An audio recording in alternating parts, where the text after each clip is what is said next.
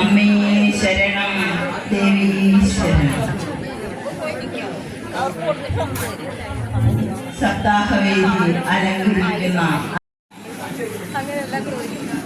സപ്താഹവേദിയിൽ ഏറ്റവും പ്രധാനമായിട്ടുള്ളത് ശ്രോതാക്കളാണ്. ശ്രോതാക്കളിൽ സ്വയം ഭഗവാൻ ശ്രോതാവായി ഇരിക്കുന്നതാണ് സപ്താഹം. നമ്മുടെ എല്ലാം ഹൃദയങ്ങളിൽ ശ്രോതാവായിരിക്കുന്ന എല്ലാ ശ്രോതാക്കളുടെയും ഹൃദയങ്ങളിൽ ശ്രോതാവായിരിക്കുന്ന ആ ഭഗവാന്റെ തൃപാദങ്ങളിൽ സാഷ്ടാംഗം നമസ്കരിക്കുന്നു. അതുപോലെ ഇന്നത്തെ ഈ രുക്മിണി സ്വയംവര ദിനത്തിൽ തന്നെ എനിക്ക് ഒരു പ്രഭാഷണം നടത്തുവാൻ അവസരം നൽകിയ ക്ഷേത്ര ഭാരവാഹികൾക്ക് അഗൈതവമായ നന്ദി അറിയിച്ചുകൊണ്ടും എൻ്റെ വാക്കുകളിലേക്ക് കടക്കും. സപ്താഹമായതുകൊണ്ട് ഭാഗവത പറയുന്ന 7 ദിവസം കൊണ്ട് നമ്മൾ ഭാഗവതം ശ്രവിക്കുകയാണ്. ആ 7 ദിവസം കൊണ്ട് ഭാഗവതം ശ്രവിക്കുമ്പോൾ നമ്മൾ വേറൊരു വിഷയം എടുക്കണ്ട എന്ന് കരുതി ഭാഗവതം തന്നെയാണ് പറയുന്നത്. ഭാഗവതത്തിന്റെ പ്രത്യേകത എത്ര കേട്ടാലും എത്ര പറഞ്ഞാലും തീരാത്ത ഒരു മഹാസമുദ്രമാണ്. ഭാഗവതം എന്നാൽ എന്താണ്? സർവവേദ വേദാന്ത സാര സിദ്ധാന്തമാണ് ഭാഗവതം. സർവവേദങ്ങളുടെയും നമുക്ക് 4 വേദങ്ങളുണ്ട്, 108 വേദാന്തങ്ങളുണ്ട്, ഉപനിഷത്തുക്കളുണ്ട്. ഇവയുടെ എല്ലാം സാരം അന്തസത്ത എടുത്ത ഒരു സിദ്ധാന്തമാക്കിയാൽ അതെങ്ങനെയാണ്? അതാണ് ഭാഗവതം. നമ്മുടെ സനാതന ധർമ്മത്തിന്റെ മുഴുവൻ അറിവും അതിൽ ഉൾക്കൊള്ളിച്ചിരിക്കുന്നു. ഈ ഭാഗവതം എന്ന് പറയുന്ന ഗ്രന്ഥം തന്നെ ഭഗവാൻ സ്വയം പൂർണ്ണ സ്വരൂപമാണ്. 12 സ്കന്ധങ്ങളിലായി ഭഗവാന്റെ ഓരോ അവയവങ്ങളായിട്ട് 12 ഭാഗങ്ങളായിട്ട് വർണ്ണിച്ചിരിക്കുകയാണ്. പ്രഥമം പാദവും, അതായത് പ്രഥമ സ്കന്ധത്തിൽ പാദം ചരണപങ്കജങ്ങളാണ്. പിന്നീട് ഓരോരോ അംഗങ്ങളായി മുഴങ്കാലുകൾ, തുട, കടിദേശം, നാഭീദേശം, ഉദരം, തിരുമാറിടം, തോളുകൾ, ഗളം, തിരുമുഖം, ഉത്തമാംഗം, അതുപോലെ ബ്രഹ്മരന്ധ്രത്തിൽ 12 സ്കന്ധം അവസാനിക്കും. ഇങ്ങനെ ഭഗവാൻ സ്വയം പൂർണ്ണസ്വരൂപനായി നിൽക്കുന്ന ഭാഗവതത്തെ നാം എന്തിനു ശ്രവിക്കണം? നമ്മളിവിടെ 7 ദിവസം കൊണ്ട് ഭാഗവതം കേൾക്കുന്നുണ്ട്, അല്ലെ? 7 ദിവസം. പണ്ടൊക്കെ നമ്മൾക്ക് സപ്താഹം വളരെ വളരെ ദൂരെയുള്ള വലിയ വലിയ ക്ഷേത്രങ്ങളിൽ മാത്രമായിരുന്നു സൗകര്യപ്രദമായി കിട്ടിയിരുന്നത്. എന്നാൽ ഇന്ന് നമ്മുടെ മുറ്റത്തുള്ള ക്ഷേത്രങ്ങളിൽ പോലും നമുക്ക് സപ്താഹം ലഭിക്കുന്നു. അത് സപ്താഹത്തിന് പൂർണ്ണശ്രവണം നടത്തണമെങ്കിൽ അത് നമ്മൾ പുണ്യാത്മാക്കൾക്ക് മാത്രമേ സാധിക്കുകയുള്ളൂ. അപ്പോൾ നമ്മൾ പുണ്യാത്മാവാണ്, അല്ലെ? പുണ്യാത്മാ അല്ലെങ്കിൽ പുണ്യം ചെയ്തവരായതുകൊണ്ടാണ് നമുക്ക് ഭാഗവതത്തിന്റെ അടുത്ത് എത്താൻ സാധിക്കുന്നത്. ഭാഗവത ശ്രവണത്തിന്റെ പ്രത്യേകത നമുക്ക് എല്ലാവർക്കും അറിയാവുന്നതാണ്. ഞാൻ പ്രത്യേകിച്ച് പറയേണ്ടെന്ന് ആവശ്യമില്ല, അല്ലെ? ദുർമരണങ്ങൾക്ക് ഒരിക്കലും ഒരു മോക്ഷം ലഭിക്കാറില്ല. എന്നാൽ ദുർമരണം എന്ന് പറഞ്ഞാൽ പാമ്പ് കടിയേറ്റ് മരിക്കുക, ഇടിമിന്നലേറ്റ് മരിക്കുക, കുത്തേറ്റ് മരിക്കുക, അപകടങ്ങളിൽ ഇങ്ങനെയൊക്കെ ഉള്ളവർക്ക് ആ ആത്മാക്കൾക്ക് മോക്ഷം ലഭിക്കാറില്ല.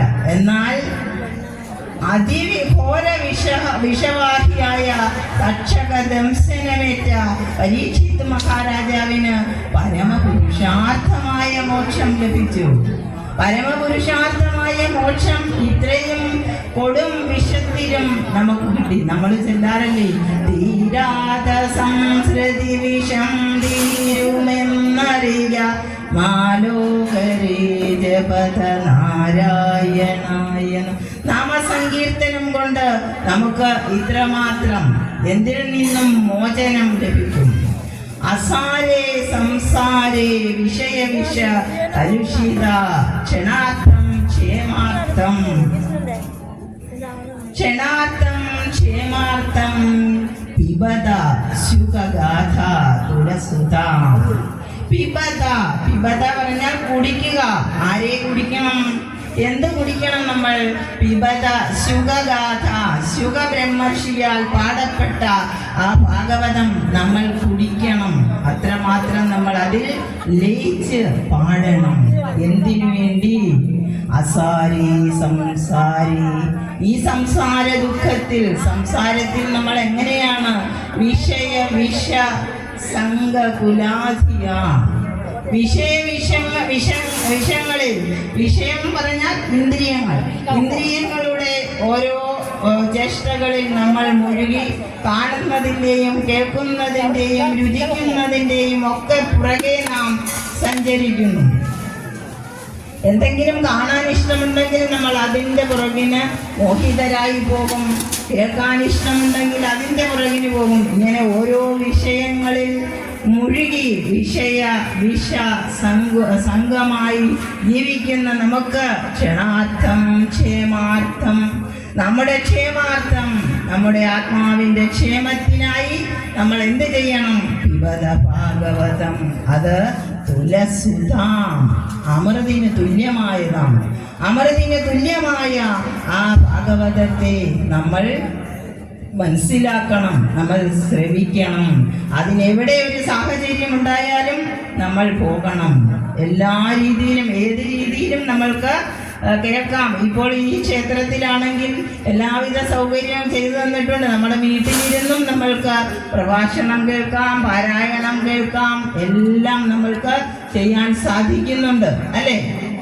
അപ്പോൾ ഭാഗവതത്തെ നമ്മൾ അതുപോലെ ശ്രവണം, ഭാഗവത ശ്രവണം നടത്തേണ്ടതാണ്. ഇനിയും ഭാഗവത ശ്രവണം എന്തുകൊണ്ട് നടത്തണമെന്നാണ് പറഞ്ഞ? കാലചക്രത്തിൽപ്പെട്ട് നമ്മൾ തിരിയുന്നു, അലാതെ സമം തിരിഞ്ഞിടുന്നു. അരനൊടിയാതി അരാളി ആർന്നിടും തേര്, ഉരുളതിലേറി ഉരുണ്ടിടുന്നു ലോകം. ഈ ലോകം ഒരു തേരിൻ്റെ ചക്രം എങ്ങനെയാണ് കറങ്ങിക്കൊണ്ടിരിക്കുന്നത്? അങ്ങനെ കറങ്ങിക്കൊണ്ടിരിക്കുകയാണ്. ആ കാലചക്രത്തിൽപ്പെട്ട് നമ്മളും ഉഴലുകയാണ്, അല്ലെ? കാലചക്രത്തിൽപ്പെട്ട് ഉഴലുന്ന നമ്മൾ ഭഗവാനെ വിളിക്കുകയാണ്. നമ്മൾക്ക് മറ്റാരും രക്ഷയ്ക്കായി ഇല്ല, ഭഗവാൻ മാത്രമേ ഉള്ളല്ലേ. നമ്മൾ ചരമ പ്രാർത്ഥനകളൊക്കെ ചെല്ലുമ്പോൾ ചെല്ലാറുണ്ട്, അന്ത്യത്തിൽ രക്ഷിക്കാനായി ആരും തന്നെ വരികയില്ല, ഈശ്വരൻ മാത്രമേ കാണൂ. പുത്രമിത്ര ബന്ധു കളത്രാദികളൊന്നും നമ്മോടൊപ്പം കാണുകയില്ല. അപ്പോൾ നമ്മൾ ഈശ്വരനെ എപ്പോഴും വിളിച്ചുകൊണ്ടിരിക്കണം. നിരന്തര ധ്യാനം, നിരന്തര ശ്രവണം നമുക്ക് ആവശ്യമാണ്. അതുപോലെ നമ്മൾ സപ്താഹം തുടങ്ങുന്നതിന് മുൻപ് ഒരു സ്തുതി പാടണം. ഒരു സ്തുതി മനസ്സിൽ പാടിക്കൊണ്ട് വേണം നമ്മൾ സപ്താഹം കേൾക്കുവാൻ. സംസാര സാഗരേ മഗ്നം, എല്ലാവരും ഒന്നിച്ച് പാടാം. സംസാര സാഗരേ മഗ്നം ദീനം മാം കരുണാനിധി, ദീനം മാം കരുണാനിധി. കർമ്മഗ്രാഹഗ്രഹീതാനാം, കർമ്മഗ്രാഹഗ്രഹീതാനാം മാമുദ്ധര ഭവാർണവാത്. ഈ സംസാരമാകുന്ന ചക്രത്തിൽ, സാഗരത്തിൽ മഗ്നം, സംസാര സാഗരേ മഗ്നം, നമ്മൾ മുങ്ങിക്കിടക്കുകയാണ് സംസാരമാകുന്ന ചക്രത്തിൽ. അവിടെ എന്ത് പറ്റി? കർമ്മഗ്രാഹ ഗൃഹീതാംഗം, നമ്മുടെ അംഗങ്ങളെല്ലാം ഒരു കർമ്മം എന്ന മുതല പിടിച്ച് താഴ്ത്തി മുക്കി വെച്ചിരിക്കുകയാണ്. അതിൽ നിന്ന് നമ്മെ രക്ഷിക്കണമേ. അതിനുവേണ്ടിയാണ് നമ്മൾ സപ്താഹം കേൾക്കാൻ വന്നിരിക്കുന്നത്, ഭാഗവത ശ്രവണത്തിന് വന്നിരിക്കുന്നത്. നമ്മൾക്ക് ഈ ഭൂമിയിലുള്ള ദുരിതങ്ങളെല്ലാം മാറ്റി നമ്മളെ മാമുദ്ധര, എന്നെ ഉയർത്തെഴുന്നേൽപ്പിക്കൂ, എന്നെ കരകയറ്റൂ, ഈ സമുദ്രത്തിൽ നിന്ന് എന്നെ കരകയറ്റൂ. അതിനുവേണ്ടിയാണ് നമ്മൾ എന്ത് ചെയ്യേണ്ടത്? സപ്താഹം. അപ്പോൾ സപ്താഹം തുടങ്ങുമ്പോൾ നമ്മുടെ ഉള്ളിലുണ്ടാകുന്ന ഒരു പ്രാർത്ഥന ഓരോരുത്തരും ചൊല്ലണം. സംസാര സാഗരേ മഗ്നം ദീനം മാം കരുണാനിധി, കർമ്മഗ്രാഹഗ്രഹീതാംഗം മാമുദ്ധര ഭവാർണവാൻ. ഭവമാ സമുദ്രമാകുന്ന അർണവത്തിൽ, ഈ സമുദ്രത്തിൽ നിന്ന് എന്നെ കരകയറ്റണം. ഈ ഭാഗവതം എന്ന് പറയുന്നത്, ഭാഗവതത്തിൽ ഇല്ലാത്തതൊന്നുമില്ല. നമ്മൾ മനുഷ്യരായി ജന്മമെടുത്തു. എന്തിനു വേണ്ടി? മനുഷ്യ ജന്മം എന്തിനു വേണ്ടിയാണ് എന്ന് ഭാഗവതം 11 സ്കന്ധം 9 അധ്യായം 28 ശ്ലോകം കൊണ്ട് ആചാര്യൻ പറയുന്നു. സൃഷ്ട്വാ പുരാണി വിവിധാന്യജയാ ആത്മശക്ത്യാ വൃക്ഷാൻ സരീന്ദ്രപശൂൻ ഖഗദം ശമൽസ്യാൻ തൈസൈരതുഷ്ടഹൃദയാ പുരുഷം വിധായ ബ്രഹ്മാവലോകതിഷണാം മുദമാപദേവ. സൃഷ്ട്വാ പുരാണി, പണ്ട് പുരാതന കാലത്ത് സൃഷ്ടിച്ചു. ആര്? ജയ ആത്മശക്തിയ. ഈ ജഗത് ശക്തി, തന്നിലുള്ള ഊർജം, ആ ശക്തി ആർജിച്ചിട്ട് എന്ത് ചെയ്തു? വിവിധങ്ങളായവകളെ സൃഷ്ടിച്ചു. വൃക്ഷാൻ സരീൻ മൃഗപശൂൻ, വൃക്ഷങ്ങളെ, ലതാദികളെ, ഉരകങ്ങളെ, പശുക്കളെ, മൃഗങ്ങളെ, പക്ഷികളെ, അതുപോലെ ദുഷ്ടജന്തുക്കളെ, പിന്നോ മത്സ്യങ്ങളെ, ഇവയൊക്കെ സൃഷ്ടിച്ചു. എന്നിട്ട് എന്താ ചെയ്തത്? നമ്മൾ എന്തെങ്കിലും ഒരു കർമ്മം ചെയ്തിട്ട് നമ്മളത് ശരിയായോ ഇല്ലയോ എന്നൊരു പരിശോധന നടത്തുന്നത് പോലെ തൈസ്ഥൈരദുഷ്ടഹൃദയ, ദൂരെ മാറി നിന്നൊന്നും നോക്കിയത്രേ തൻ്റെ സൃഷ്ടികളെ. ആ ജഗത് ശക്തി ദൂരെ മാറി നിന്നൊന്നും നോക്കി. അപ്പോഴേക്കും എന്താണ് കാണുന്നത്? അതുഷ്ടഹൃദയ, ഇഷ്ടമില്ലാത്ത, തൃപ്തിയില്ലാത്ത, സന്തുഷ്ടമല്ലാത്ത ഹൃദയമായി ജഗത് ശക്തിക്ക്. കാരണം എന്താണ്? തന്നെ മനസ്സിലാക്കാൻ, ഈ ബ്രഹ്മത്തെ മനസ്സിലാക്കാൻ, ഈ ബ്രഹ്മശക്തിയെ മനസ്സിലാക്കാൻ നമുക്ക് ഉചിതമായ ഒരു സൃഷ്ടി നടന്നില്ല. അപ്പോൾ അതിന് പുരുഷം വിധായ മനുഷ്യനെ സൃഷ്ടിച്ചു അത്രേ. ആ മനുഷ്യൻ എങ്ങനെയുള്ളതാണ്? ബ്രഹ്മാവലോക തിഷണ, തൻ്റെ തിഷണ ഉപയോഗിച്ച്, തൻ്റെ ബുദ്ധി ഉപയോഗിച്ച് ബ്രഹ്മത്തെ അവലോകനം ചെയ്ത് മനസ്സിലാക്കാൻ കഴിവുള്ള ഒരു ജീവിയാണ്. ഇതൊന്നും നമ്മളുടെ ശക്തിയെ അറിയുന്നില്ല. നമ്മൾ മനുഷ്യരായി ജനിച്ച് വളർന്ന് ഈശ്വരനായി മാറിയ ഋഷീശ്വരന്മാർ, മഹർഷിമാർ, ഈശ്വരന്മാർ ഒക്കെ നമുക്കുണ്ട്. അതെല്ലാം മർത്യജന്മം കൊണ്ട് നേടിയതാണ്. അപ്പോൾ നമ്മൾ വിചാരിക്കും നമുക്കെന്താ ഇതൊന്നും സാധിക്കാത്തത്, അല്ലേ? നമ്മളും മനുഷ്യരല്ലേ, നമ്മളിലും ഈ ബുദ്ധിയില്ലേ, എന്തുകൊണ്ട് നമ്മൾ ഉയരുന്നില്ല? നമ്മളിൽ തന്നെയാണ് ഈശ്വര അംശം മുഴുവൻ. ജഗൃഹേ പൗരുഷം ലോകേ, ഈ ലോകത്തിലുള്ള എല്ലാ ജീവജാലങ്ങളുടെയും ഉള്ളിൽ ജീവശക്തിയായി നിലകൊള്ളുന്നത് ഈശ്വരനാണ്. അങ്ങനെ ഈ പ്രപഞ്ചം മുഴുവൻ നിലകൊള്ളുന്ന ആ ഈശ്വര ശക്തിയെ നമുക്ക് എന്തുകൊണ്ട് മനസ്സിലാക്കാൻ സാധിക്കും? നമ്മൾ ഭഗവത്ഗീതയിൽ പറയും, അജ്ഞാനീന ജ്ഞാനമാവൃതം. നമ്മളുടെ ഉള്ളിൽ ജ്ഞാനമിരിപ്പുണ്ട്, പക്ഷെ അതിനെ ഒരു ഇരുട്ടുകൊണ്ട്, അജ്ഞാനമാകുന്ന ഇരുട്ടുകൊണ്ട് മൂടിയിരിക്കുകയാണ്. അഹമിരുളല്ലിരുളാകിലംഭരായി നാം അഹമഹമെന്നറിയാതിരും നേടേണം. അറിവതിനാലഹമന്ധകാരമല്ലെന്ന് അറിവതിനിങ്ങനെ ആർക്കും ഓടിലേണം.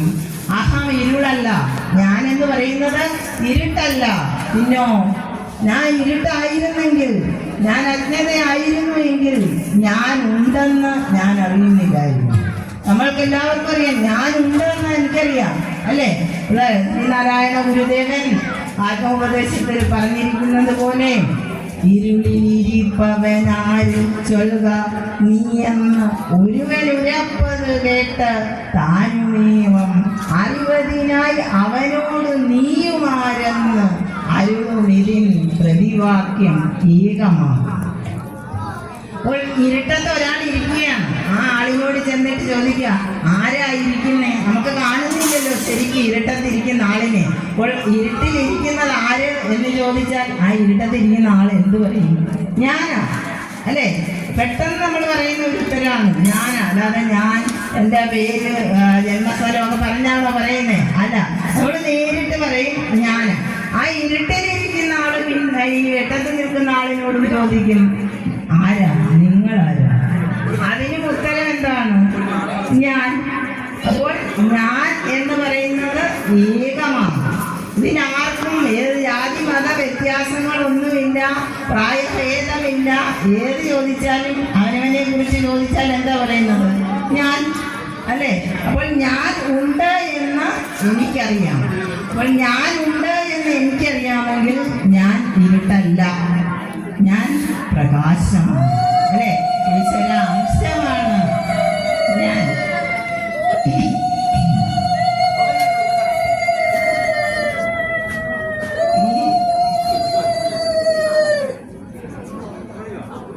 ഈ മനുഷ്യന് നമുക്ക് രണ്ട് ശരീരങ്ങളുണ്ട്. അതാണ് നമ്മളിവിടെ പറഞ്ഞത്. ഞാൻ എന്ന ഒരു ഭാഗവും നമ്മുടെ ഈ സ്ഥൂലമായ ശരീരം.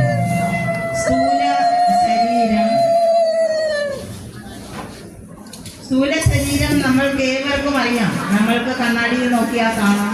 അല്ലാതെ തന്നെ നമ്മൾക്കറിയാം നമുക്കൊരു ശരീരമുണ്ട്. അത് നമ്മൾ കുളിച്ച് വൃത്തിയായി നല്ലവണ്ണം എല്ലാം സൂക്ഷിക്കുന്നുണ്ട്, അല്ലേ? എന്നാൽ ഇത് കൂടാതെ നമുക്ക് ഒരു ശരീരവും കൂടിയുണ്ട്, സൂക്ഷ്മമായ ശരീരം. സൂക്ഷ്മ ശരീരം നമുക്ക് കണ്ണുകൊണ്ട് കാണാത്ത പലതുമുണ്ട്. നമ്മളെല്ലാം ഇവിടെ നിന്ന് ചിന്തിക്കുന്നുണ്ട്. എന്തുകൊണ്ടാണ് ചിന്തിക്കുന്നത്? മനസ്സുകൊണ്ട്, അല്ലേ? ഈ മനസ്സിനെ എവിടാന്ന് നമുക്ക് കണ്ടുപിടിക്കാൻ പറ്റുമോ? പറ്റില്ല. അപ്പോൾ നമ്മൾക്ക് മനസ്സ് എന്നത്, മനസ്സ്, ബുദ്ധി, അഹങ്കാരം ഇതൊക്കെ എവിടെയാണെന്ന് നമ്മൾക്ക് അറിയുന്നില്ല. അത് നമ്മളുടെ സൂക്ഷ്മ ശരീരമാണ്. സ്ഥൂല ശരീരത്തിനുള്ള പ്രത്യേകത എന്താണ്?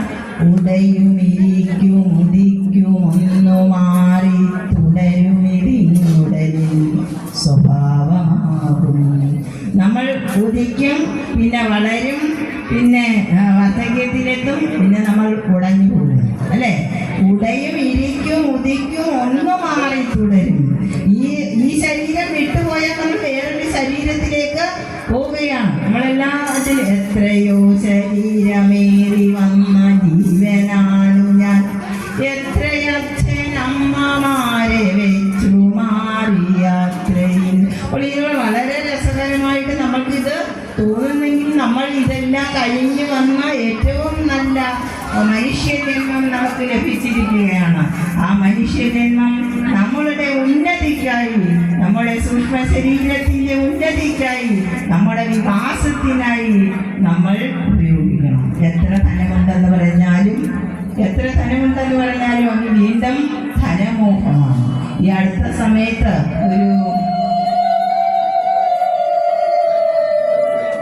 ഒരു റോഡിന്റെ സൈഡിൽ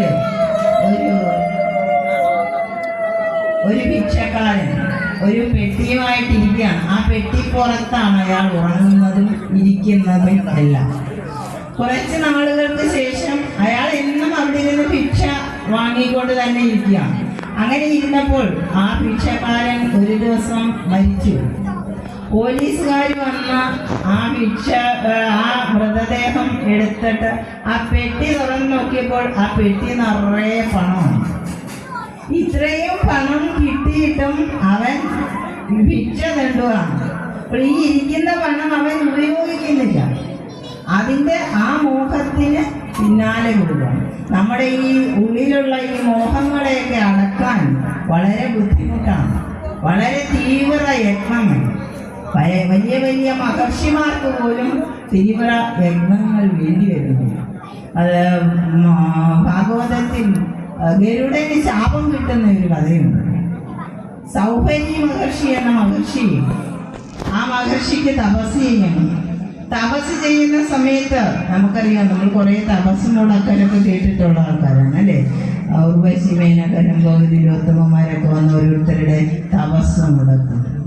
അങ്ങനെ സുന്ദരികളായ സ്ത്രീകളെ കാണുമ്പം തപസ് പോയി, സമാധി പോയി, അങ്ങനെ പോകുന്ന അവസരം. സൗഭരി മഹർഷി വിചാരിച്ചു, ബന്ധു സാമീപ്യം ഉണ്ടായാൽ എനിക്ക് തപസ് ചെയ്യാൻ സാധിക്കില്ല. അതുകൊണ്ട് ജലത്തിനടിയിൽ പോയി, കാളിന്തി നദിയുടെ അടിയിൽ പോയിരുന്നു തപസ് ചെയ്തു. അങ്ങനെ തപസ് ചെയ്യുന്ന സമയത്ത് തനിക്ക് ചുറ്റും ഇങ്ങനെ ഈ മത്സ്യങ്ങൾ ഇങ്ങനെ നടക്കുകയാണ്. മത്സ്യങ്ങൾക്കൊരു പ്രത്യേകതയുണ്ട്. അവർക്ക് എന്തെങ്കിലും ആഹാരം കഴിക്കണം, സന്തോഷമായി നടക്കണം. അവരെപ്പോഴും കളിച്ച് രസിച്ച് രമിച്ച് അതവർ കൂട്ടത്തോടാണ് നടക്കുന്നത്, ഒറ്റയ്ക്കല്ല നടക്കുന്നത്. ഈ മത്സ്യങ്ങളെല്ലാം തനിക്ക് ചുറ്റും ഇങ്ങനെ നടക്കുന്നതായ സമയത്ത് മഹർഷിക്ക് ആ മത്സ്യങ്ങളോടൊരു ബന്ധുത്വം. ആ മത്സ്യങ്ങൾ തൻ്റെ ആരോ ആണ് എന്ന്. ഇവിടെ ബന്ധു സാമീപ്യം ഇല്ലാതിരിക്കാൻ വേണ്ടി പോയ ആളാണ്. അവിടെ ചെന്ന് തപസ് ചെയ്തുകൊണ്ടിരുന്നപ്പോൾ മത്സ്യങ്ങളെ കണ്ടു, അവരെൻ്റെ സ്വന്തക്കാരാണെന്ന് തോന്നുന്നു. അവരുടെ ഈ മത്സ്യങ്ങളെ കൊത്തി തിന്നാൻ വന്ന സമയത്താണ് ഇവിടെ ശാപം കൊടുക്കുകയാണ്, നിനക്ക് ഇവിടെ വരാൻ സാധിക്കാതിരിക്കുന്നു, നന്നാൽ നീ നശിച്ചു പോകുക. അപ്പോൾ ഗരുഡൻ അതുകൊണ്ട് അവിടെ പോകില്ല. അതാണ് കാളിയൻ അവിടെ വന്ന് കാളിന്തി നദിയിൽ താമസം ആരംഭിച്ചത്. ഇങ്ങനെ കുറേ കഥകളുണ്ട്. ആ മാനസിക അവസ്ഥയെക്കുറിച്ചാണ് ഞാൻ പറയുന്നത്. അപ്പോൾ ഈ ഭർതൃഹരി എന്നൊരു രാജാവുണ്ട്, മഹാരാജാവ്. ആ മഹാരാജാവിന് സന്യസിക്കണം മോഹം. നമുക്കുമുണ്ട്, ഈശ്വരൻ്റെ അടുക്ക പോകണം, സന്യാസം സ്വീകരിക്കണം, അല്ലേ? എന്തെങ്കിലും ഈശ്വരൻ മാത്രമേ നമുക്കുള്ളൂ, ഇതെല്ലാം ഒന്ന് വിട്ടിട്ട് സന്യസിക്കാൻ പോകണം. അങ്ങനെ വിചാരിച്ച ഈ ഭർതൃഹരി രാജാവ് പല പ്രാവശ്യം 6 പ്രാവശ്യം പാണ്ടക്കെട്ടൊക്കെ എടുത്ത് കാഷായ വേഷമൊക്കെ ഇട്ട് പുറത്തോട്ടിറങ്ങി ഇങ്ങനെ പോകുന്ന സമയത്ത് ഇറങ്ങിക്കഴിഞ്ഞിട്ട് തൻ്റെ കൊട്ടാരത്തിലേക്കൊന്ന് തിരിഞ്ഞു നോക്കുമ്പോൾ ഇത്രയും വലിയ കൊട്ടാരവും ആർഭാട ജീവിതവും എല്ലാം ഉപേക്ഷിച്ച് ഞാൻ പോകണം, പിന്നെ തിരിച്ചു വരിക. അങ്ങനെ 6 പ്രാവശ്യമായി. 7ാമത്തെ പ്രാവശ്യം രാജാവ് ഉറച്ച തീരുമാനമെടുക്കും. ഇപ്രാവശ്യം ഉറച്ച തീരുമാനമാണ്. നമ്മുടെ ചില ആൾക്കാരൊക്കെ മദ്യത്തിന് പറയുന്നുണ്ട് ഉറച്ച തീരുമാനം, ഇന്നും കൂടെ എടുക്കും, ഇന്നൊന്ന് കുടിച്ചിട്ട് നിർത്തിയേക്കാം, അല്ലേ? അങ്ങനെ എന്ന് പറയുന്നത് പോലെ ഉറച്ച ഒരു തീരുമാനത്തോടുകൂടി ഈ ഭർതൃഹരി മഹാരാജാവ് പോവുകയാണ്. ഈ കൊട്ടാരം വിട്ടിറങ്ങി എല്ലാം ഉപേക്ഷിച്ച് എല്ലാവരെയും ഏൽപ്പിച്ചിട്ട് പോകും. ഇങ്ങനെ നടന്ന് രാത്രിയായപ്പോൾ പൂർണ്ണചന്ദ്രനുള്ള രാത്രിയിൽ കുറേ സ്ഥലത്തുകൂടി ഇങ്ങനെ നടന്നു പോകുമ്പോൾ നല്ല വെളുത്ത മണല്, ആ മണലിൽ കൂടെ ഭർതൃഹരി ഇങ്ങനെ നടന്നു പോവുകയാണ്. അപ്പോൾ അവിടെ എന്തോ കിടന്നൊന്ന് തിളങ്ങുന്നു. കണ്ടാൽ മാണിക്യക്കല്ലാണെന്ന് തോന്നും, അത്രയ്ക്ക് തിളക്കം. ഒരു ചുമപ്പ് നിറവും മാണിക്യക്കല്ലാണോ എന്ന സംശയം. രാജാവ് ഭർതൃഹരി കുറച്ച് മുന്നോട്ട് നടന്നിട്ട് വീണ്ടും ഒരു സ്റ്റെപ്പ് പുറകിലോട്ട് വെച്ച് ഇതെന്താണെന്നൊന്ന് നോക്കിയിട്ട് പോകാം. അപ്പോൾ നോക്കാൻ ചെന്ന് കൈകൊണ്ട് എടുക്കുമ്പോഴേക്കും അത് ആരും 4 കൂട്ടി മുറുക്കിയിട്ട് തുപ്പിയിട്ട് പോയതാണ്. അത് ആ ചന്ദ്രപ്രകാശത്തിൽ അത്രമാത്രം തിളങ്ങുന്നുണ്ട്. അതല്ല, ആ ഭർതൃഹരിയുടെ മനസ്സിൽ ഇത്രയെല്ലാം വിട്ട് ഉപേക്ഷിച്ച് പോകുന്ന ആളിനും ഒരു മാണിക്യക്കല്ല് കണ്ടപ്പോൾ അതിനെ എടുക്കണം എന്ന ചിന്ത. ഇനി കണക്കിന് നമ്മളൊക്കെ സാധാരണക്കാരാണ്, നിസ്സാരന്മാരാണ്, നമുക്കിതെല്ലാം ഉപേക്ഷിച്ച് പോകാൻ സാധിക്കുന്നു. പക്ഷെ നമുക്കും ഗൃഹസ്ഥാശ്രമത്തിൽ ഇരുന്നു കൊണ്ട് തന്നെ ഇതിനെല്ലാം ഉപേക്ഷിക്കാൻ സാധിക്കും. ഇത് നമ്മുടെ ഉപനിഷത്തുക്കളൊക്കെ, എല്ലാ ഉപനിഷത്തുക്കളും ഒരു ചോദ്യത്തിന് ഉത്തരമായിട്ടായിരിക്കും തുടങ്ങുന്നത്. എല്ലാ പ്രശ്നോപനിഷത്ത്, ഘടോപനിഷത്ത്, എല്ലാ ഉപനിഷത്തുകളും തന്നെ. ഇതിലെ മാണ്ഡൂക്യം എന്ന ഒരു ഉപനിഷത്തുണ്ട്, ഏറ്റവും ചെറിയ ഉപനിഷത്താണ്.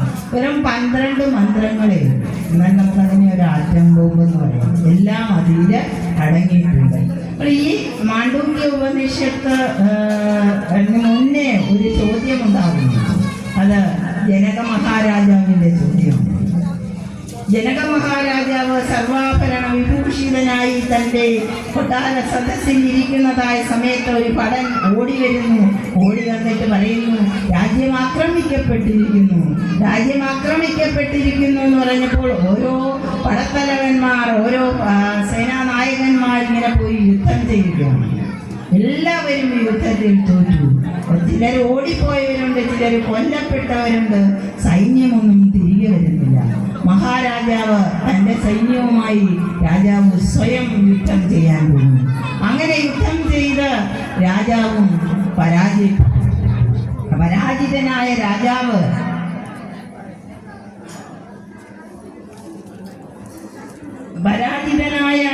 രാജാവിനോട് ഇവര് പറഞ്ഞു, ജീവനെ വിടാം, ഈ അതിർത്തി കടന്ന് നാട് കടത്തുകയാണ്, അപ്പുറത്ത് പോയിക്കോളണം. അപ്പോൾ ചെങ്കോലില്ല, ആഭരണങ്ങളൊന്നുമില്ല, യുദ്ധത്തിൽ തോറ്റ് ആരുമില്ലാത്ത ജനക മഹാരാജാവ് അങ്ങനെ നടന്ന് അതിർത്തിയിലേക്ക് പോവുകയാണ്. താൻ ഇന്നേതുവരെ ജനക മഹാരാജാവ് എന്ന് പറയുമ്പോൾ എല്ലാ പ്രജകളെയും സ്വന്തം പോലെ എല്ലാവർക്കും വേണ്ട ക്ഷേമ ഐശ്വര്യങ്ങളൊക്കെ നൽകിക്കൊണ്ട് ഭരിക്കുന്ന ഒരു രാജാവാണ്. അങ്ങനെയുള്ള ആ രാജാവ് ഒറ്റയ്ക്കിങ്ങനെ നടന്നു പോകുമ്പോൾ ഒരാൾ പോലും, ഒരു ഭടൻ പോലും കൂടെ ചെന്നില്ല. കാരണം എന്താണ്? ഇന്ന് രാജ്യമില്ല, കൊട്ടാരമില്ല. അത് മാത്രമല്ല, എതിരാളികൾ അവരെ, രാജാവിനെ സഹായിക്കാൻ പോകുന്നവരെ കൊല്ലും, അല്ലേ? അവനവന്റെ ജീവനും സംരക്ഷണവുമാണ് എല്ലാവർക്കും വലുത്. രാജാവ് അങ്ങനെ നടന്ന് അതിർത്തി കടന്ന് അപ്പുറം എത്തിയപ്പോൾ അടുത്ത രാജ്യത്ത് അവിടെ യാചകന്മാർക്ക് ഭക്ഷണം കൊടുക്കുന്ന ഒരു ലൈനാണ്. ക്യൂവിൽ നിൽക്കുകയാണ് എല്ലാവരും ഭക്ഷണം കഴിക്കാനായിട്ട്. അവർ ഭക്ഷണം ഇങ്ങനെ ദാനം ചെയ്തുകൊണ്ടിരിക്കുകയാണ്. ആ ക്യൂവിൽ കയറി രാജാവ് നിന്നു ഏറ്റവും പുറകിലായിട്ട്. എല്ലാവർക്കും ഭക്ഷണം കൊടുത്തു. ഓരോരുത്തരായി മുന്നോട്ട് ചെന്ന് എല്ലാവർക്കും ഭക്ഷണം കൊടുത്തു. ഭക്ഷണം അവിടെ തീർന്നുപോയി. അപ്പോഴേക്കും രാജാവിൻ്റെ ഊഴമായി അവിടെ ഒന്നുമില്ല. പിന്നെ നൽകുന്ന ആളിന് കഷ്ടം തോന്നിയിട്ട് അവിടെ ഇരുന്ന ഒരു മുട്ടയെടുത്ത് രാജാവിൻ്റെ കയ്യിൽ വെച്ചു കൊടുത്തു. രാജാവ് രണ്ട് കൈയും നീട്ടി അത് വാങ്ങിയിട്ട്, ഇത്രയും നടന്ന് ക്ഷീണിച്ചതല്ലേ, എവിടെങ്കിലും ഒന്ന് ഇരുന്ന് കഴിക്കാം എന്ന് വിചാരിച്ച് ഒരിടത്തോട്ട് അതും കൊണ്ട് ഇരുന്നതും ഒരു പക്ഷി വന്ന് ആ മുട്ട ഒത്തിയെടുത്തുകൊണ്ട് പോയി. അപ്പോഴേക്ക് മഹാരാജ്ഞി വന്ന് രാജാവിനെ തല്ലി ഉണർത്തി. അപ്പോൾ രാജാവ് കണ്ട സ്വപ്നമാണിത്. ഭഗവാൻ രാജ്ഞിയോട് ചോദിക്കുകയാണ്, അത് സത്യമോ ഇത് സത്യമോ? രാജ്ഞിക്ക് മനസ്സിലാവുന്നില്ല. എല്ലാവരോടും ചോദിക്കുന്ന ഒരു ചോദ്യമാണ്, അത് സത്യമോ ഇത് സത്യമോ? സർവാഭരണ വിഭൂഷിതനായി പട്ടമത്തയിൽ കിടക്കുന്ന രാജാവെന്ന ജനകനാണോ സത്യം, അതോ ഒരു യാചകനായി അന്യരാജ്യത്ത് പോയി ഭക്ഷണത്തിനായി ഭിക്ഷ തരുന്ന ജനകനാണോ? ഇതിലേതാണ് സത്യം? ഇങ്ങനെ നമ്മുടെ പുരാണങ്ങളെല്ലാം തന്നെ സത്യങ്ങളെ നിലനിർത്തിയുള്ളതാണ്. അപ്പോൾ നമ്മൾക്ക് അവിടേക്ക് എത്തണമെങ്കിൽ ഒരേ ഒരു മാർഗം എന്താണ്? സത്യധർമാദികൾ അനുഷ്ഠിച്ച് ജീവിക്കുക. അഷ്ടാംഗയോഗയിൽ പറയും, സത്യം, അസ്തേയം, അഹിംസ, അപരിഗ്രഹം, ബ്രഹ്മചര്യം. ഇതൊക്കെ അനുസരിച്ച് ജീവിക്കണം. നമ്മൾ സത്യധർമ്മത്തെ നിലനിർത്തി ജീവിക്കുന്നവർക്ക് അഹിംസ എന്ന് പറയുന്നത് നമ്മുടെ ചിന്ത കൊണ്ടും അഹിംസ ആയിരിക്കണമെന്നാണ്. നമ്മൾ ഒരാളെ അവന് ദോഷം വരട്ടെ എന്ന് നമ്മളുടെ മനസ്സിൽ നമ്മൾ അറിയാതെ ചിന്തിച്ചു പോയാൽ അതും ഹിംസയാണ്. അപ്പോൾ നന്മയുടെ പന്ഥാവിലേക്ക് നടത്തുവാനാണ് നമ്മളെ ഭാഗവതം 100 കഥകൾ കൊണ്ട് നമ്മൾക്ക് വ്യക്തമാക്കി തരുന്നത്. നമ്മുടെ ജീവിത വീതിയിൽ നമ്മൾ ഈ സത്യധർമാദികൾ, ധർമ്മം എന്ന് പറയുന്നത് എല്ലാവർക്കും ധർമ്മമുണ്ട്, അല്ലേ? നമ്മൾ ഒരാളായി ജനിച്ചു കഴിഞ്ഞാൽ ഒരമ്മയുണ്ടായിരിക്കും, നമ്മൾക്ക് അച്ഛനുണ്ടായിരിക്കും. മാതൃധർമ്മമുണ്ട്, പിതൃധർമ്മമുണ്ട്, പുത്രധർമ്മമുണ്ട്, ഇപ്പോൾ ഭാര്യയുണ്ടെങ്കിൽ ഭാര്യാധർമ്മമുണ്ട്. അങ്ങനെ എല്ലാ രീതിയിലും ധർമ്മങ്ങൾ അനുഷ്ഠിക്കേണ്ടതാണ്. പിന്നെ നമ്മൾ ഈ സമൂഹത്തോടും നമ്മൾക്ക് ധർമ്മം അനുഷ്ഠിക്കേണ്ടതായിട്ടുണ്ട്. എല്ലായിടവും ധർമ്മത്തിൽ അധിഷ്ഠിതമാകാൻ നമ്മളുടെ ഈ ഭാഗവത പ്രചരണം നമ്മൾക്ക് ഇടയാക്കി തരട്ടെ, അല്ലേ എന്ന് നമ്മൾക്ക് പ്രാർത്ഥിക്കാം. അതുപോലെ തന്നെ നിയമങ്ങളുണ്ട് അഷ്ടാംഗയോഗയിൽ. ശൗച സന്തോഷ തവ സാധ്യായ ഈശ്വര പ്രണിധാനായ നിയമം. ശൗചം എന്ന് പറയുന്നത് മനസ്സും ശരീരവും ശുദ്ധമായിരിക്കണം. ശരീരം മാത്രം നമ്മളെപ്പോഴും ശുദ്ധമാക്കി വെക്കും, എന്നാൽ ശുദ്ധമാക്കേണ്ടത് മനസ്സിനെയാണ്. അപ്പോൾ മനസ്സും ശരീരവും ശുദ്ധമാകണം. സന്തോഷം എന്ന് പറയുന്നത് രണ്ട് തരത്തിലുണ്ട്. സന്തോഷവും സുഖവും വ്യത്യസ്തമാണ്. നമ്മൾ ചിലപ്പോൾ നല്ല സുഖമുണ്ട്, പക്ഷെ ഒരു സന്തോഷമില്ല. ചിലപ്പോൾ നമുക്ക് ഏതെങ്കിലും കാര്യങ്ങളിൽ നല്ല സന്തോഷമുള്ള ദിവസമായിരിക്കാം, പക്ഷെ അന്ന് നമ്മൾക്ക് ഒരു സുഖം തോന്നുന്നില്ല, അല്ലേ? അങ്ങനെയൊക്കെ സംഭവിക്കാറില്ലേ? അപ്പോൾ സുഖവും സന്തോഷവും, ഇങ്ങനെ സന്തോഷം എന്ന് പറയുന്നത് ഇവിടെ തൃപ്തിയാണ്. നമ്മൾ എന്ത് നമുക്കുണ്ടോ അതുകൊണ്ട് തൃപ്തമായ ഒരു ജീവിതം നമ്മൾ നയിക്കുക എന്നുള്ളതാണ്. എനിക്കില്ലാത്തതിനെ ഓർത്ത്, അല്ലെങ്കിൽ അടുത്ത ഒരാൾ ഒരു കാർ വാങ്ങി അതിനേക്കാൾ വലിയ കാർ എനിക്ക് വാങ്ങണം, അങ്ങനെയുള്ള ആഗ്രഹത്തിലേക്ക് നമ്മൾ പോകാതെ നമ്മൾ എന്ത് ചെയ്യണം? നന്മയുടെ ബന്ധാവിലൂടെ സന്തോഷമായി തൃപ്തമായ ഒരു ജീവിതം എന്തുണ്ട് അതുകൊണ്ട് നമ്മൾ തൃപ്തിപ്പെടുക, തൃപ്തിപ്പെട്ട് ജീവിക്കുക. അതാണ് സന്തോഷം. ശൗച സന്തോഷ തപ. തപ എന്ന് പറഞ്ഞാൽ തപസ്. നമ്മൾക്കറിയാം തപസ് ചെയ്യുന്നത് എങ്ങനെയാണ്?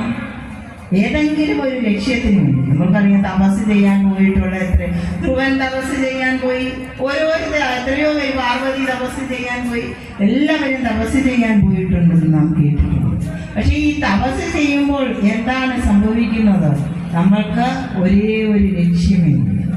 ഏതാണോ ലക്ഷ്യം, ആ ഒരു ലക്ഷ്യ സാക്ഷാത്കാരത്തിന് വേണ്ടിയാണ് നാം തപസ് ചെയ്യുന്നത്. അതിൽ നിന്ന് നമ്മൾ ഇളകാറില്ല, അല്ലേ? അതുപോലെ ആയിരിക്കണം നമ്മുടെ ജീവിതം. ദൃഢനിശ്ചയത്തോടെ, നിശ്ചയദാർഢ്യത്തോടെ നമ്മൾ ജീവിക്കണം. ശൗച സന്തോഷ തപ സാധ്യായം. സാധ്യായം എന്താണ്? നല്ല കാര്യങ്ങൾ ചെയ്യുക, നല്ല കാര്യങ്ങൾ പ്രവർത്തിക്കുക, നല്ല കാര്യങ്ങൾ ചിന്തിക്കുക. നമ്മളിപ്പോൾ അത് ഒരിക്കലും ഒരിടത്ത് ഞാൻ പറഞ്ഞു, ഒരാൾ കണ്ണു കാണാത്ത ഒരാളെ കൈ പിടിച്ച് റോഡ് ക്രോസ് ചെയ്ത് അക്കരയ്ക്ക് വിട്ടു. അപ്പോൾ അടുത്ത ദിവസം നോക്കി നിൽക്കുകയാണ്. എന്താണ്? ഞാനൊരു നല്ല കാര്യം ചെയ്തതാണ് ഇന്നലെ. ഇന്ന് വൈകോളം നോക്കി നിന്നിട്ടും എന്തില്ല, ഒരു നല്ല കാര്യം ചെയ്യാൻ പറ്റുന്നില്ല. ആരെയും അന്ധന്മാരെ കണ്ടുകിട്ടില്ല. അങ്ങനെയല്ല, നമ്മൾ എന്ത് ചെയ്താലും അത് സൽക്കർമ്മമാകണം, സൽക്കർമ്മത്തിൽ അധിഷ്ഠിതമാകണം. പിന്നെ നമ്മുടെ കർമ്മങ്ങളൊക്കെ ഈശ്വര പ്രണിധാനാണ്, ഈശ്വരോന്മുഖമായിരിക്കണം. നമ്മളിപ്പോൾ ഈശ്വരന്റെ മുന്നിൽ ഒരു വിളക്ക് കൊളുത്തുന്നത് ഏത് മനസ്സോടെയാണ്? അർപ്പണ ബുദ്ധിയോടെ. നമ്മളെല്ലാം വിളക്ക് തേച്ച് എണ്ണയൊഴിച്ച് തിരിയിട്ട് ഭക്തിയായ മനസ്സോടെയാണ് നമ്മൾ എന്ത് ചെയ്യുന്നത്? വിളക്ക് കൊളുത്തുന്നത്. അത് ഈശ്വരാർപ്പണം. അങ്ങനെ ഈശ്വര പ്രണിധാനാനി പറഞ്ഞാൽ ഈ അർപ്പണ ബുദ്ധിയോടെ എല്ലാം ചെയ്യണം എന്നതാണ്. അത് യോഗയിലെ നിയമങ്ങളാണ് ഈ 5 എല്ലാവരും മനസ്സിൽ വയ്ക്കുക. ശൗച സന്തോഷ തപ സാധ്യായ ഈശ്വര പ്രണിധാനം. ഇതൊന്നും സാധിച്ചില്ലെങ്കിൽ നമ്മൾക്ക് ഒരു ദിവസം നമ്മുടെ വീട്ടിലുള്ള കീർത്തന പുസ്തകങ്ങളിൽ ഏതിലെങ്കിലും ഒരു 4 വരി നമ്മൾക്ക് വായിക്കാം. അതും നമ്മളുടെ ഒരു സാധ്യായമാണ്. ഇനിയും നാമസങ്കീർത്തനം യസ്യ സർവപാപ പ്രണാശനം പ്രണാമോ ദുഃഖശമനഃ നമാമി ഹരിം പരം. ഇത് ഭാഗവതത്തിന്റെ സമാപ്ത ശ്ലോകമാണ്. നാമസങ്കീർത്തനം യസ്യ, നാമസങ്കീർത്തനം ചെയ്യുക എന്നീ അതൊരു ഫലമാണ്. സർവപാപ പ്രണാശനം, നമ്മുടെ എല്ലാ പാപങ്ങളും നശിക്കാൻ, സർവപാപങ്ങളും നശിക്കും നാമസങ്കീർത്തനം ചെയ്യുക. പ്രണാമോ ദുഃഖശമനഃ, ദുഃഖശമനത്തിനായി നമ്മൾ പ്രണമിക്കുക. നമാമി ഹരിം പരം, ഹരിയെ നമസ്കരിക്കുക എപ്പോഴും. എന്തിനു വേണ്ടി? നമ്മൾക്ക് നാമസങ്കീർത്തനം ചെയ്യണം. ഈ നാമസങ്കീർത്തനമൊക്കെ ചെയ്യണമെങ്കിൽ നമ്മൾക്ക് എന്തു വേണം? ഭക്തി വേണം, അല്ലേ? ഒരു 2 കുറിയൊക്കെ തൊട്ട് ഒരു പൊട്ടുമൊക്കെ തൊട്ട് അങ്ങനെ ഇരിക്കുമ്പോൾ നമ്മൾ ഭക്തനാണ് എന്നൊരു വിചാരം നമ്മൾക്കുണ്ട്, അല്ലേ? യഥാർത്ഥത്തിൽ നമ്മൾ ഭക്തരാണോ? ഭക്തൻ എന്ന് പറയുന്നത് ആരാണ്? ഭക്തി എന്ന് പറയുന്ന അമ്മയ്ക്ക് 2 മക്കളുണ്ട്, ജ്ഞാനം, വൈരാഗ്യം. ജ്ഞാനം സിദ്ധിക്കുന്ന, വൈരാഗ്യം സിദ്ധിക്കുന്ന ആൾക്കാർക്കാണ് ഭക്തി ഉണ്ടാവാൻ. അതിനായി നമ്മൾക്കുള്ള ഒരേ ഒരു മാർഗം എന്താണ്? നാമസങ്കീർത്തനം. എപ്പോഴും നാമം ചെല്ലുക, ഈശ്വര സ്തുതിയോടെ ജീവിക്കുക, ഈശ്വര സ്മരണയോടെ ജീവിക്കുക. അപ്പോഴാണ് നാം ആരായിത്തീരുന്നത്? ഭക്തി. അപ്പോൾ നമ്മൾക്ക് ഭാഗവതത്തോട് എന്ത് പ്രാർത്ഥിക്കാം? ഭക്തിയെ തന്നാലും ഭക്തിയെ തന്നാലും ഭക്തിയൊഴിഞ്ഞൊന്നും വേണ്ടേ വേണ്ട. എല്ലാവരും പ്രാർത്ഥിക്കുക. ഭക്തിയെ തന്നാലും ഭക്തിയെ തന്നാലും ഭക്തിയൊഴിഞ്ഞൊന്നും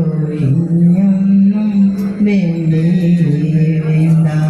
ഹരിയുടെ പാദങ്ങളിൽ പ്രണാമം അർപ്പിക്കുന്നു. അതിനേക്കാൾ ഉപരി ഇത്രയും സമയം എൻ്റെ വാക്കുകൾ സശ്രദ്ധം വളരെ ശ്രദ്ധയോടുകൂടി കേട്ടുകൊണ്ടിരുന്ന എല്ലാവർക്കും എൻ്റെ ഹൃദയംഗമമായ നന്ദി അറിയിക്കുന്നു. നന്ദി, നമസ്കാരം.